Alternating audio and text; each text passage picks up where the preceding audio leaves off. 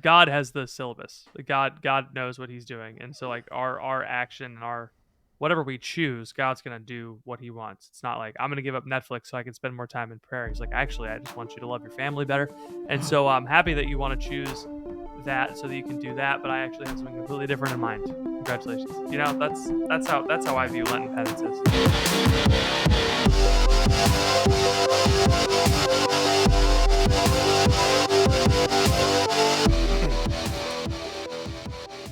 Welcome to The Crunch, the only Catholic podcast that will be advertised at the Super Bowl. It's your boy Ethan. And I'm Patrick. Is that real? Did we get the Yeah, we got the sponsorship? We bumped Hallow. We got him. I called Mr. Bowl and I said, "Hey, what if we had a Catholic podcast that wasn't funded by right-wing dark money and we wanted to do a little ad on your little program. What do you think?" What do you think? And Mr. Bull looked at me and he said, tears in his eyes, he said, "I would love nothing more than that." So isn't it crazy that Mr. Beast had to create his own company to have sponsors on his show because no one could afford it? What do you mean he had to create his own show? He had to create his own product. He had to create his own products to advertise on his, because no sponsors could afford the amount of eyeballs that he was getting on his videos. Yeah. Every one of his videos gets more views than the Super Bowl. Yeah. Is Mr. Bean bigger than the Super Bowl? Yes, undoubtedly. That's insane. Yeah. I don't think it's a competition. I mean, Tom Brady went on a Mr. Beast video and kissed his son live on the Mr. Beast channel, which is not something that Tom Brady never kissed his kid when he was on the 50-yard line, fighting against the old, the NFC West champions. Whoever those were, those rascals were that year. The Steamers. I don't know. The Stanley Steamers were a very formidable force in football up until Ben Rothschild died in a car accident. There's a priest in the Diocese of Pittsburgh who brings up that he got mistaken for Ben Roethlisberger once while jogging around the point all the time. He brings it up all the time. Yeah. If you're from Pittsburgh, you know exactly which priest I'm talking about. He brings it up all the time. That reminds me of the time I was walking through the streets of Paris and this rat jumped up on my head and started yanking at my hair, trying to get me to cook a tortellini. It was wild. Crazy stuff. I killed him, and a restaurant nearby closed almost instantly. So I don't know what that was about. Emma does look kind of like the chick from Ratatouille.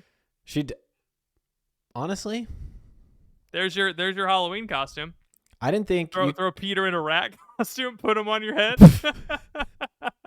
He does. He has at the age where he's yanking on my hair, my ears when I put him up there. Yeah. So you're basically living Ratatouille.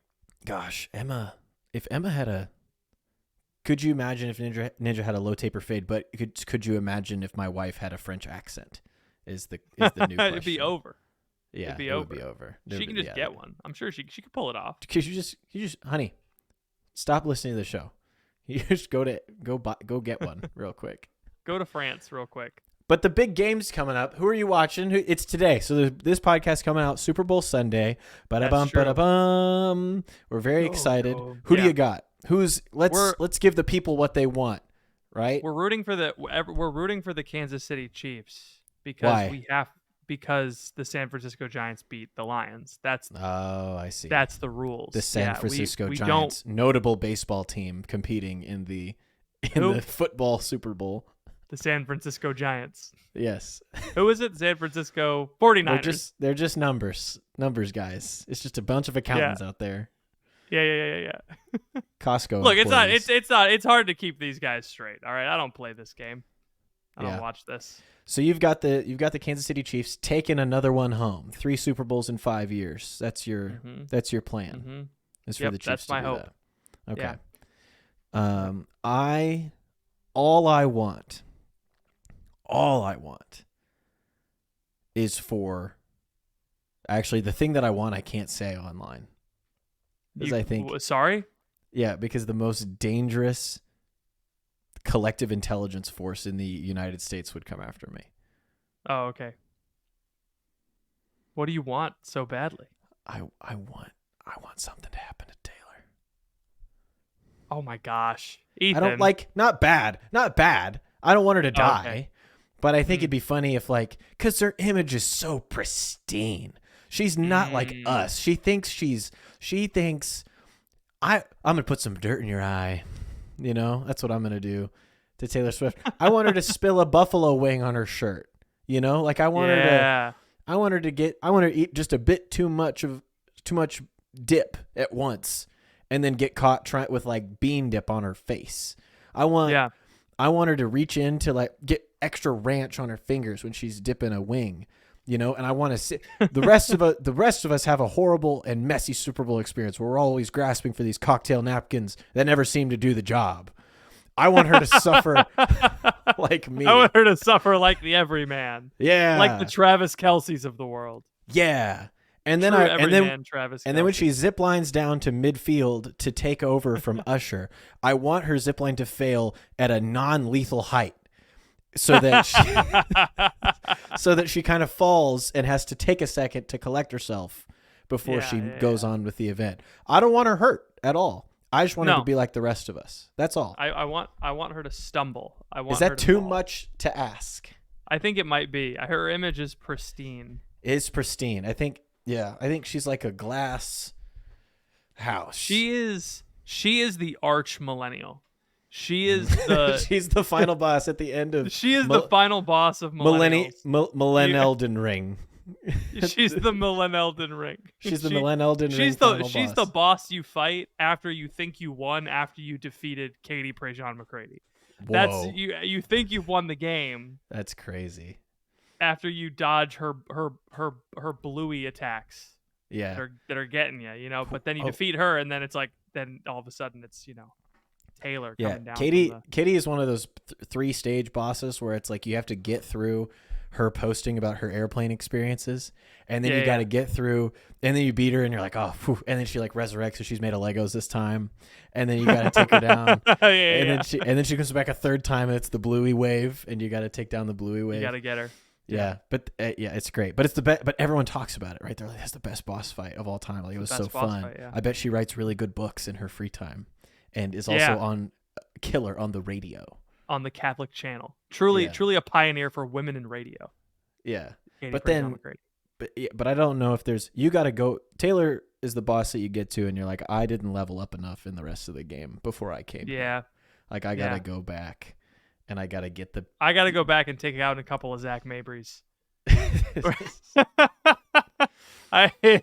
other millennials I gotta go down and take down. I gotta take down a few like social media marketers before I can fight Taylor. A lot of our friends just coming under fire in this episode. I'm sorry, guys. Your choice, by the way, not mine. I want everyone to know that I didn't pick this. Do we know any other millennials? Are those the only Most three? Of our friends are millennials. Yeah. No. Nobody's younger than us. Luke and Gomer are like the companions you get at the beginning of the game, but they're quickly killed. They just are taken out. They're Donald Duck and Goofy. At the beginning of Kingdom Hearts. Which one's which?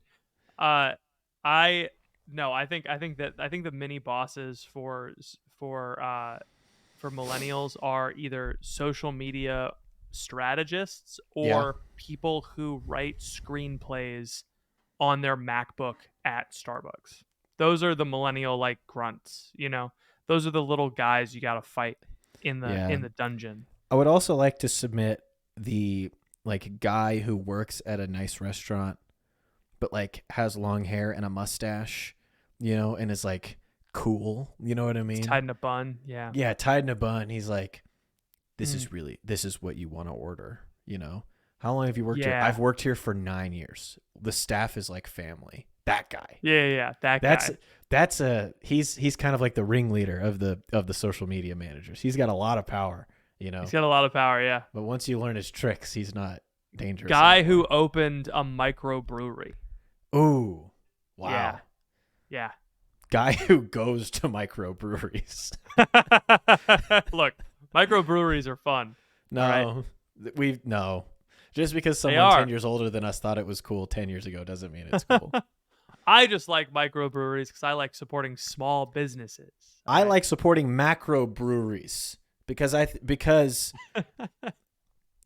you make one mistake in a marketing campaign and everybody says that you're no good anymore. And I don't think that's true, Mm-hmm. Look, I saw a guy with a Confederate flag tattoo and a Trump sign that had some F words in it. Uh-huh. Today he was smoking a Marlboro Red and drinking a Bud Light, so they're doing fine. They Yeah, still drink their Bud Light. they're doing okay. They're all good. Yeah. I was I doing think client drop offs with my magazine today, and I like to drop off little candy with my magazine so that people associate me with good little things. candy. Yeah. Yeah. Sweet treats. And yeah, and it goes over great in like the offices, but in like the trades, they're like, why are you giving me candy bars like I'm a child? Yeah. But then they go eat them anyway because they're human beings. Yes. They have a grizzled exterior. If you're dropping something off at the trades, you need to bring like some type of energy drink. That's what they like. Goodness. I should bring a 6-pack of Bud next time I go to this guy's office. That'd be fun. Hey, you have heavy machinery? Here's alcohol. Have you considered operating this heavy machinery while under the influence of alcohol? As long as the crane doesn't drive, technically, it doesn't matter what your BAC is. Look, if someone isn't intoxicated, I don't want them working on my house. Yeah. Well, there's something inauthentic. Depends on the job. It's like going to a restaurant in New York City that has an A rating from the health department. It's like, are you even from here? Right. Is the food even good? I need a C or below in order to even consider you to be authentic cuisine. I want there to be a cat walking on the General Tso's chicken before I even consider ordering. Oh, gosh. I want there to be a cat in the General Tso's chicken. I want the cat to be the General Tso's chicken. I think that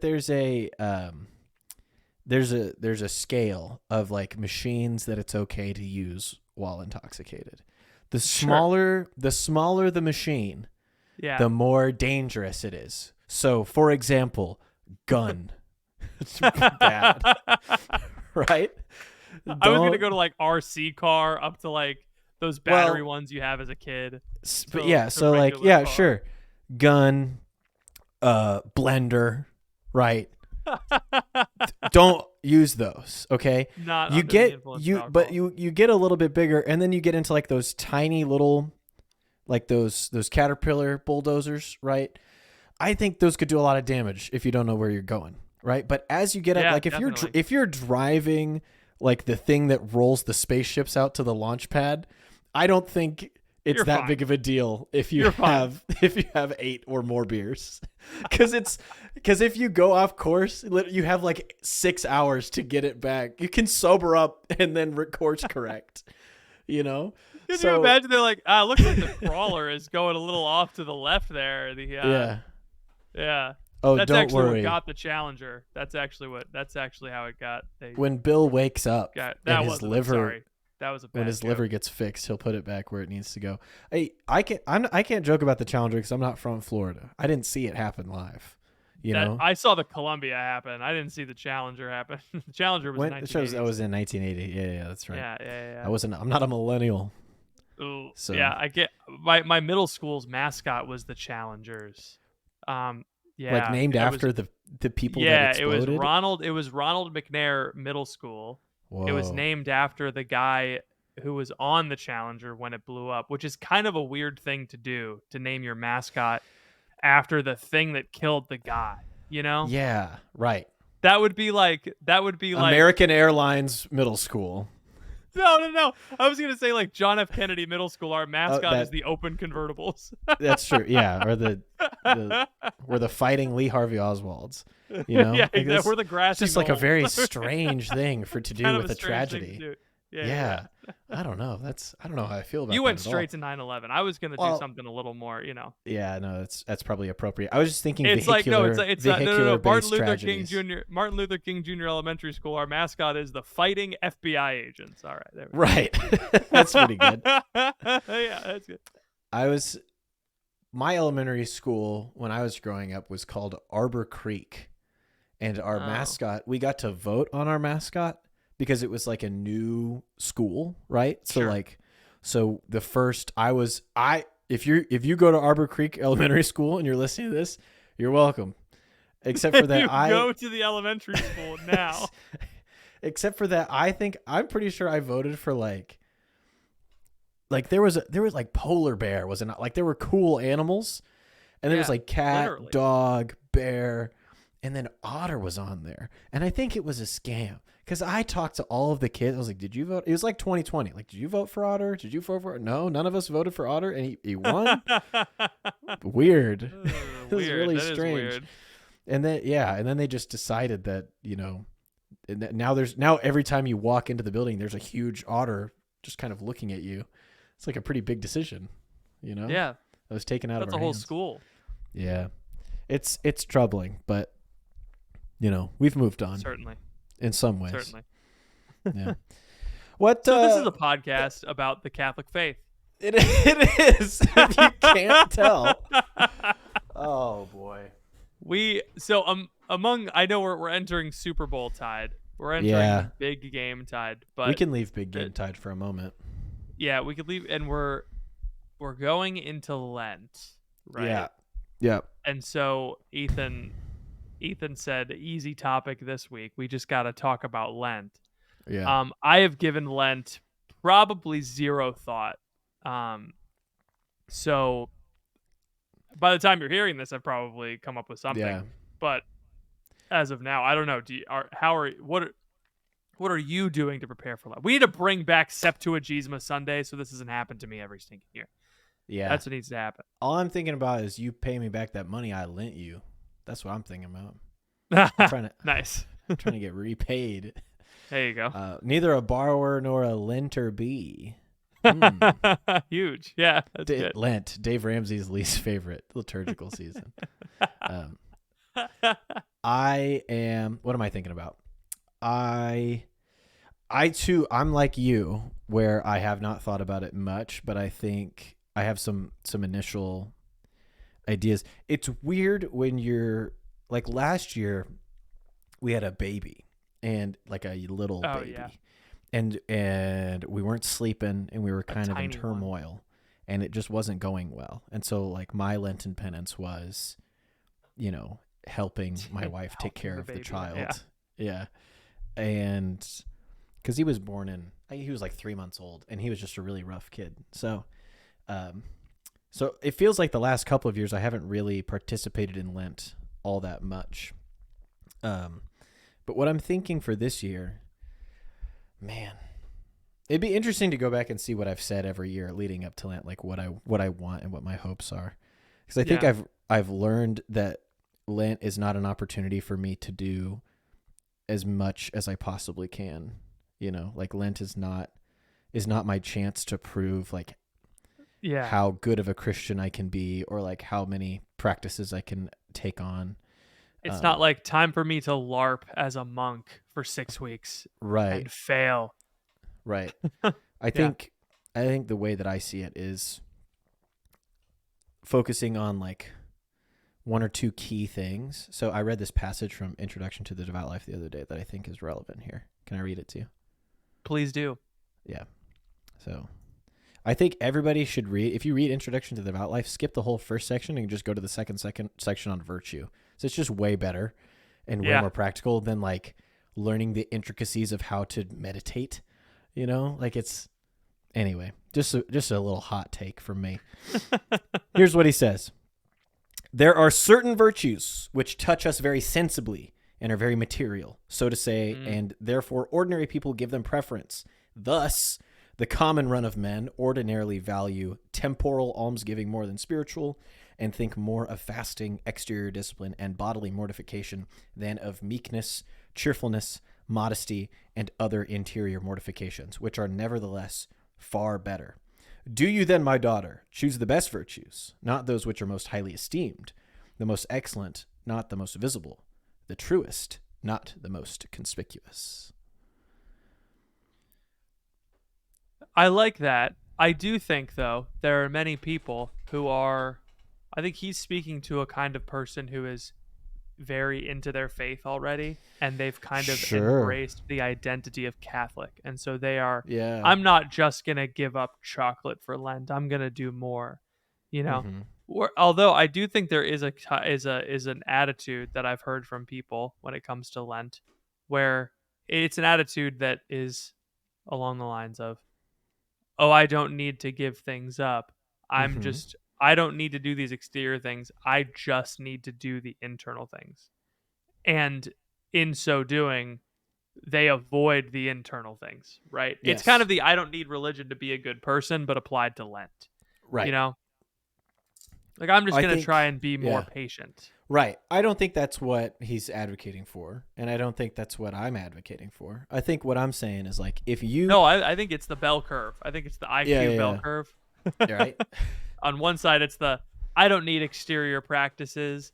I can Uh-huh. just be kind. I can just grow in virtue. And then the midwit is like, no, I got to do Exodus 90 and I got to only eat bread and water and then I will finally mortify my flesh. And then the galaxy brain is like, I do not need external penances. All I need is to grow in virtue. You know? Right. I think what a lot of people would benefit from is if like I think you should fast, you know, but like if it's a decision between you fasting and you exhibiting the virtue of cheerfulness, I would rather you choose to exhibit the virtue of cheerfulness. Do you know what I'm Yeah. saying? Yeah, Like I get that. Yeah. like I think some people I've just been around a lot of people who just like Lent just makes them miserable, including but not limited to me. Like I just have like I Yeah. would just be miserable. And so I think you have to yes, it's supposed to be challenging. No, it's not supposed to be easy, et cetera, et cetera. But if you're like setting yourself up for, like, you can actually work with God to do things that aren't going to like make you miserable per se, you know, like that's not that Lent is not just a time where it's like, okay, I'm not ever going to be happy for 40 days now. You know, I'm like going to deprive myself from everything, every comfort and every Yeah. potential thing that might make me relaxed or happy. That's not the purpose of it, I don't think.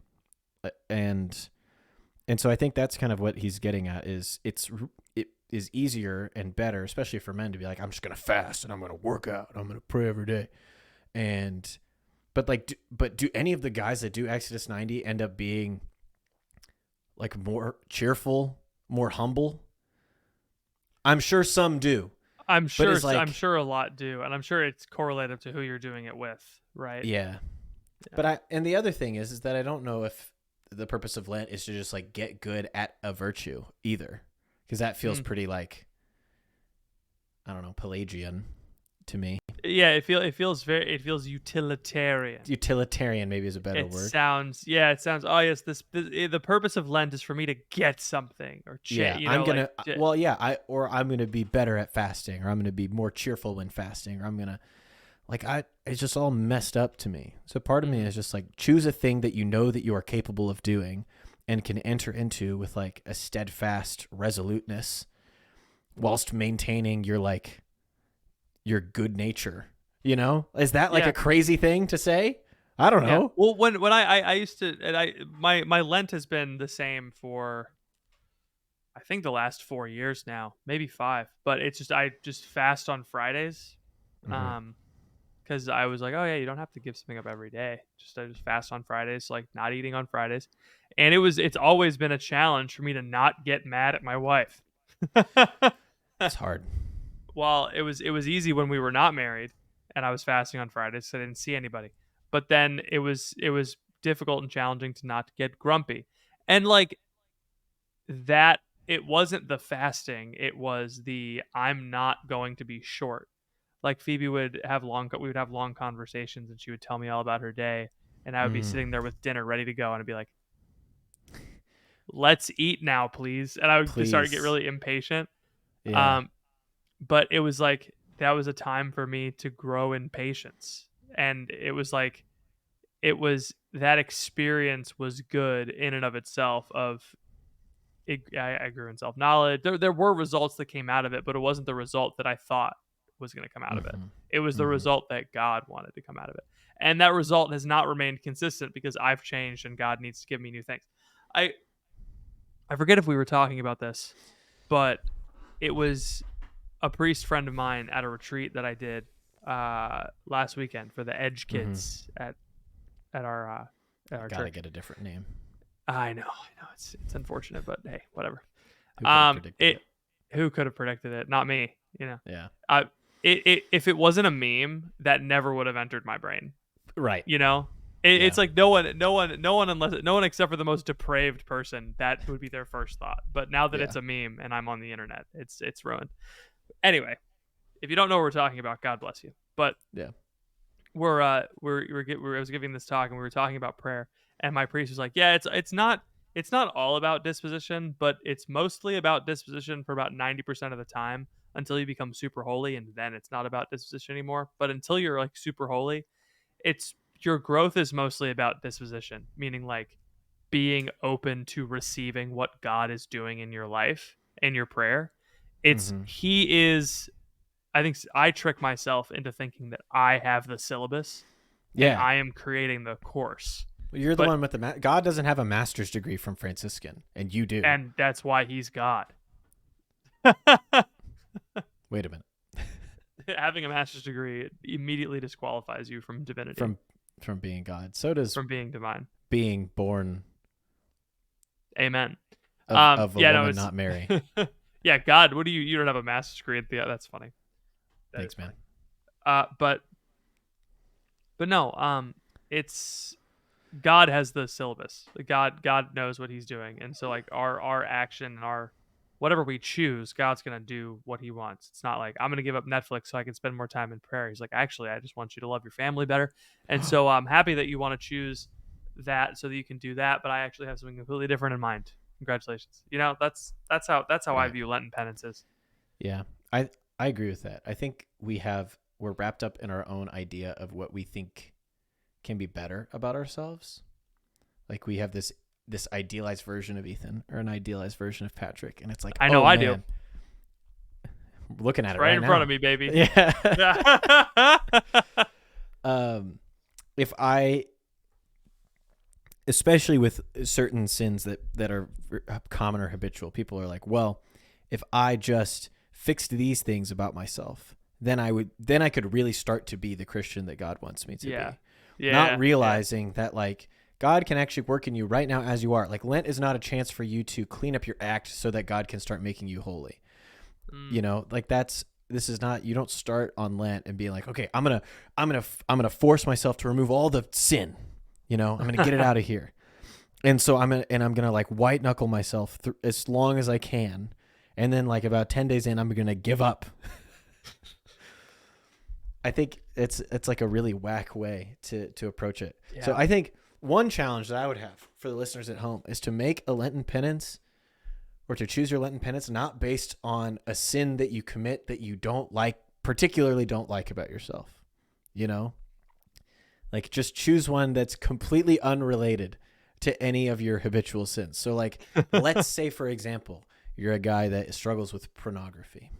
Right. And social media can be a source of temptation. So it's like, okay, I'm going to give up social media and like watching videos. Okay. How about instead of doing that, let's see here. Let me think. How about instead of doing that, what's a good penance that's just not related to that at all? Volunteering at a soup kitchen. Volunteering at a soup kitchen. Yeah. How about that? How about Yeah. you choose to not wear a belt so that you have to constantly be pulling your pants up and you look disheveled? I would look super disheveled if I did not wear a belt. But so yes, I think Most of my that's a good pants fit because I have a sway back, and so my butt holds my pants up. thing. Nice. Yeah, I have noticed that about your butt. Okay.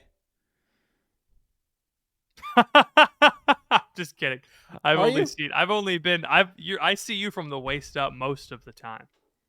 Yeah. So I very rarely see your cheeks. The other cheeks. Okay. That's a lot Your of caboose. A lot. My what? Your caboose. My Kahoot? Your cahoot. Do do do do do do do do. Is that how the Kahoot things? I never did Yeah, that's how Kahoot the when I Kahoot was in. sound. The Kahoot Kahoot song came out when goes. we were in college. Did you do Kahoot in college? I did. Engineers when they have I their took finger painting due at 11:59. I took a marketing class, my intro to marketing class senior year to get a credit. No, So that you're right. That is totally a marketing major thing. yeah, That's a business and marketing thing. They have like a ridiculous gimmick, like a Kahoot quiz it in was class. me and a bunch of freshmen. It was a truly a wonderful time. I would finish If the you, tests in like 10 minutes and I would leave, and I never went to class. It was it's great. amazing. It's Yeah, it was amazing. really great. Yeah, I we've know. all had to do that. Like I'm in a class as a senior with a bunch of freshmen thing, putting off the class until senior year. Yeah. Um, It's a great time. there's just you can just get really creative, and there's lots of things that you can choose to do that aren't specifically tied. It's like another one that I'm thinking of is like when you're in conversation with people, don't talk about yourself until someone asks. Just ask questions and listen and engage with the thing that the other person is saying before you bring up your own thing. That has That nothing sounds to do with difficult. that has nothing to do with pornography, but it's definitely like a mortification, especially if like you've never like if that's never even crossed your mind. It's like, oh, good, that might be a helpful thing. Who knows? Yeah, You know? not like for Lent, I've given up talking about myself unless someone asks me a direct question. That's wild. Yeah. Or maybe like if maybe you don't struggle with any type of lust or sins of the flesh, Mm, maybe walk around with a pebble in your shoe. that's a classic. That's a good one. Right. Because that's like a good you maybe don't struggle with those things, so you don't think about it. So just try to break outside the box a little bit and stop trying to Yeah. fix yourself. And maybe God will do something cool in you now. Have you seen the Life Teen list of weird penances? I have not, but I probably wrote it. Oh, it's a solid list. It's 102 things you should really give up for Lent. Oh It wow. is it's it's like it's years old. I forget how long ago they wrote this, but it's extremely long. But it has some funny ones like um uh giving up the last bite of the sandwich, like Oh the yeah. middle bite of the sandwich. Um Like give throwing up it away and making Pope Francis cry? I know, right? Mm. Sarcasm, that's a classic one. Um just giving up road rage, wearing clothes that fit. That's a good. So like wearing clothes that fit. Jokes on them. I don't wear clothes that fit. Texting and driving and emojis. Okay, I don't feel like that's a Lenten penance. I think that's just like a basic rule of the road. Rules of the road. I don't think you can't rule not speeding is not a Lenten penance. Let's just clear this up right now. Not hitting the vape as a 14-year-old is not a Lenten penance. It's just not like basic. not blowing mad clouds. Yeah, I'm gonna floss, and I'm gonna drink water for Lent. Okay. It Goodness. is dangerous. It is dangerous when Lent is too close to January because people, I guess when it's this Mm-hmm. close to the new year because people are like, oh, it's like a new year. People do New Year's resolutions, but during Lent, Yeah. you know.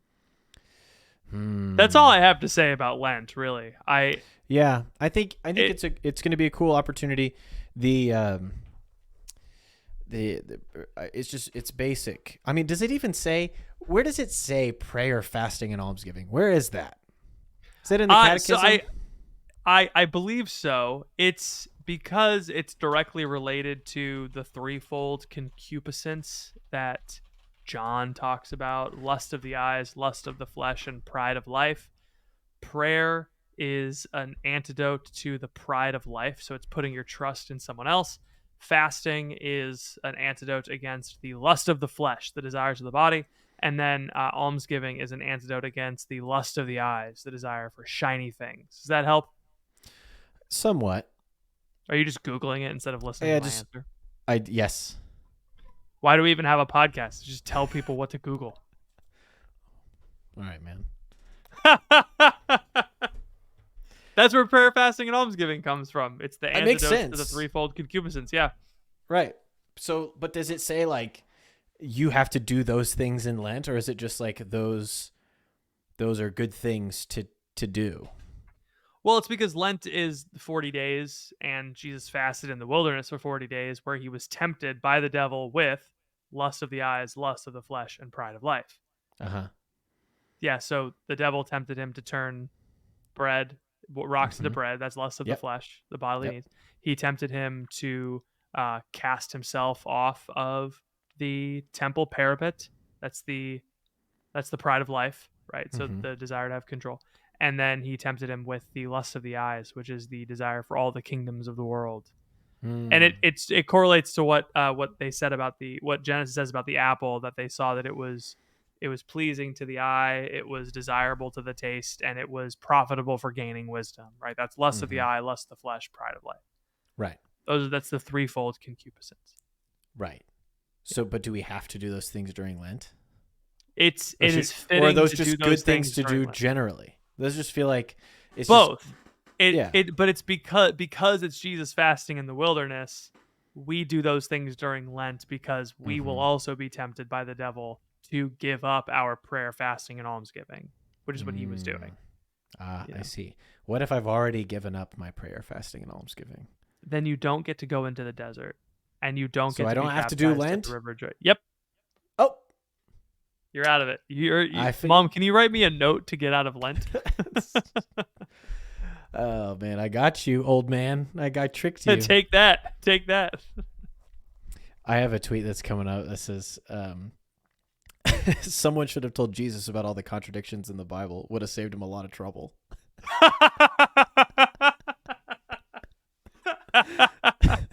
That's really good. That's really Yeah, good. it's Man, like, I like we had a long conversation about we did, who we are as a podcast today, we and I did. really like Yeah, our podcast. you think so? I would yeah, I think it's a good thing. Well, we've kind of moved on from Lent, but we'll keep talking about because I think Uh everyone needs to hear this. yeah, It is good to talk about your faith and make poop jokes sometimes. yes. To our new friend, our new listener, whose Facebook Jody, page I joined, you did? I I did. She She has a messaged Facebook us. page that's dedicated to her hobby, which is RV and camping as a Catholic. And I watched some videos that she posted about her camp. I like it. It's got a couple thousand members in it. They're all dedicated to their faith and also camping and RVs. I love it. And Jody told us she didn't appreciate our poop jokes. Fair point, Judy. Sometimes we Yeah. go a little too far. However, I did say it that is Father Mike Schmidt's number 2 would part the Red Sea of his toilet. And so that I that do is a think little far. I don't think it's a little far. I just think you have to be in the right mindset. You have to Yeah. be not under any illusions about the type of man Father Mike is, which I am not. He A puts man his who pants poops, on one leg at a time after dropping a huge dookie, just like the rest of us. just like the rest of us. I Yeah. pull my pants up 2 legs at a time after I poop. Do you get undressed before you poop? Sorry? Do you take your pants fully off, I shoes and think the all? internet's cutting in and out. I can't really I can't hear you. I learned way too much about your bathroom habits while we were on the pilgrimage. Why? It was awful. You were like, What we do you were mean in it the was Dead awful? Sea. We didn't even stay in the same room. No, but we were in the Dead. Yeah, thankfully, I'm really glad we didn't because I thought Oh, we were the going Dead to Sea. for a second. Yeah, okay. Yeah. Okay. That's fair. You were fair. screaming. Good thing Dude. not everyone there spoke English, but you I were was screaming. I was screaming in a hotel lobby in Jerusalem, during some type of Israeli training exercise about about how the single ply toilet paper just kind of tore me up. Tore you up, yeah. And then when you Anyway, get in so the Dead Jody, about the Sea, poop jokes. there's just a lot of salt in the Dead Sea, and it stung. It did. It hurt so bad when I put my sandals on the next day because it was basically like sandpaper. It was awful. Yeah. Anyway, Don't go to the Dead Sea if you go to the it's Holy Land. It's it's not dead worth and it's the not stop. worth. It's not worth. Yeah. Yeah. We saw some camels. Anyway, Jody, it's part of our bad singling her out, but it's part of our hope is that we can create a space where Catholics can talk about their faith and goof off. And sometimes we talk too much about the faith, which is not as controversial as goofing off too much. Yeah. So forgive us if we stray a little outside the boundary of what you're comfortable with. I do hope that you take it in the spirit that it's meant. This goes for all of our listeners, not just my new friend Jody, I whose think this Facebook page also I did connects join. with Lent. This also connects with Lent because it's like, just like our podcast, the liturgical season of Lent is not something that you need to take too seriously. There's a lot in there. There's a lot in there for you to learn, but not all of it is meant for you to study. Do you know what I mean? You gotta leave some room in there for some good times, right? Let's let the good times roll, even if it makes you uncomfortable. And that's why Lent is so important to me and my podcast. I'm happy that we have this podcast. I'm happy that we have this Super Bowl big game coming up. That's good. It's basically from Super Bowl Sunday to Mardi Gras Tuesday to Fat Tuesday. Dude, I'm gonna rip it up on Mardi Gras this year, man. Why? What are you gonna rip up? I'm gonna get some single ply toilet paper. And Okay. I'm gonna just rip it up. What's your favorite? If you had a favorite Super Bowl snack, what is it?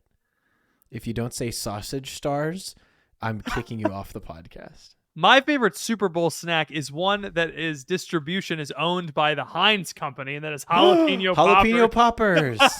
Wow. Reference to the bonus podcast. If you want to listen to that episode, you can go to Yes. patreon.com/thecrunch and support us for $10 a month, and you'll get access to 60 bonus episodes right away. But we're not talking about that right now. I love a good cheese stuffed pepper. That's me. How about you? Sausage stars? No, it's not. I mean, I just like anything with protein. I've got this. I'll talk about this in the bonus podcast, but I've been having some issues with protein, or not the bonus, the Dating Corner podcast. I've been having some issues with protein, but you need more of it. Well, I've been maybe having too much, and I'll tell you why. That's just subscribe and listen to the Wednesday Dating Corner episodes. I think my favorite, I like the little Smokies. It's just a good all-around snack anytime. Little Smokies are great. Yeah. Little Smokies wrapped in a little crescent roll. I think when I was a kid, the thing that excited me the most about Super Bowl Sunday was we would go to like my dad's coworker's house, and like all the adults would be downstairs watching the game, and I would find a root beer somewhere, and there would be a television that had Guitar Hero, and I would just be there. And it would You're be not hog watching heaven. the game. I'm not watching the game. All of the other kids are impressed at how good I am at Guitar Hero, and I'm 12. You're not watching the Kansas City Chiefs playing the New York Giants. The Kansas City Chiefs were not in the Super Bowl my whole life until very recently, and so it was never. And they were all gambling, like, oh, what's the score going to be at the end of the? They had the little pool in the games and all that. So I can't participate in that. I'm not watching the game.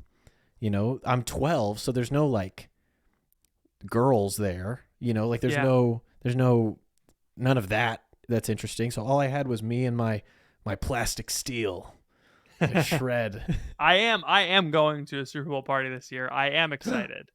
Really? I'm going to. We were gonna have one, but it got canceled. So I don't know what. Maybe I'll fly down and go to yours. We're putting our son to sleep, and then we are making my little brother sit in the room outside, and then we are going to a grown-up party. It's gonna be very fun. I'm excited. Which brother? Sean. Really? Yeah. Wow. We have Sean watch Leo sometimes. Yeah. That's good, because I would not trust Nick to watch Leo. No? No. You can take that to the bank, Nick. I'm watching you. That's really exciting. That's fun. Well, we're at time. I want to thank everybody for coming to this demonstration of what a Catholic podcast could be. Yeah, if you like what we do, you can go to patreon.com/thecrunch and you can give us $1 per episode. That's $1.20 per episode. That's about $10 a month. If you want more from us, we have a brand new Convince Your Friends toolkit that we need to plug on the podcast because it's a way for you to have conversations with your friends about your faith. You can go to thecrunchcast.com/toolkit to get yours, and we made it free. You can pay us money if you want, but it's free. This episode sponsored by the Good Egg Fund, which I don't think we mentioned last week, but I hope that Ryan has been inserting the Good Egg Fund ad into the episodes that we did. GoodEggFund.org. It's a great organization.